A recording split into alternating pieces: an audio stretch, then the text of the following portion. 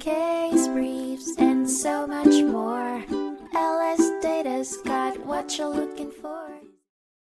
Zochert v. National Farmers Union Property and Casualty Company was a 1998 South Dakota Supreme Court case focusing on whether depreciation may be deducted when determining the actual cash value of damaged property if the insurance policy allows for it. The National Farmers Union Property and Casualty Company appealed a trial court's decision after two of their silos suffered wind damage, disagreeing on whether depreciation should be taken into account during the actual cash value calculation. The court specified three techniques to determine actual cash value, ultimately finding Zochert's disagreement regarding the depreciation deduction to be a genuine issue of material fact and holding the company's summary judgment. The court decided to reverse the previous ruling, which ended the case without a trial, and sent the case back to the lower court to determine the property's decreased value. The decision was made by Chief Justice and Justices Sabers, Amundsen, Konenkamp, and Gilbertson.